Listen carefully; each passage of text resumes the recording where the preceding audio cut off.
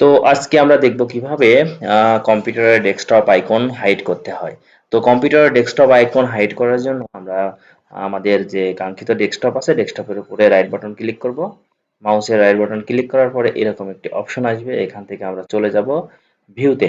এক কথায় এখানে ভিউ এর কাজ হচ্ছে আমার ডেস্কটপ রিলেটেড যে কাজগুলো হয়ে থাকে এগুলো হচ্ছে ভিউ এর কাজ। তো ভিউতে যাওয়ার পর আমরা এখান থেকে এই যে অ্যারো মার্কটা আছে অ্যারো মার্কের এখান থেকে আমরা নিচের দিকে চলে যাব। নিচের দিকে যাওয়ার পরে শো ডেস্কটপ আইকন, তো এটা এখানে এখানে টিক মার্ক দেওয়া আছে। টিক মার্ক দেওয়ার কারণ হচ্ছে আমার এই ডেস্কটপ আইকনগুলো এখানে কি করবে, শো করবে। তো আমি এখান থেকে আবারও যাই ভিউতে। ভিউতে যাওয়ার পর এখান থেকে যদি আমি টিকটা তুলে দিই তাহলে কি হবে, তাহলে আমার এই ডেস্কটপ আইকনগুলো হাইড হয়ে যাবে। দেখেন ডেস্কটপ আইকন কিভাবে হাইড করতে হয়, এটাই হচ্ছে ডেস্কটপ আইকন আইকন হাইড করার সিস্টেম। তো আমি যদি আবার আইকনটাকে নিয়ে আসতে চাই তো এখান থেকে আমরা ভিউতে যাব। ভিউতে যাওয়ার পর আবার এখান থেকে শো ডেস্কটপ আইকনে ক্লিক করব, আবার চলে আসবে।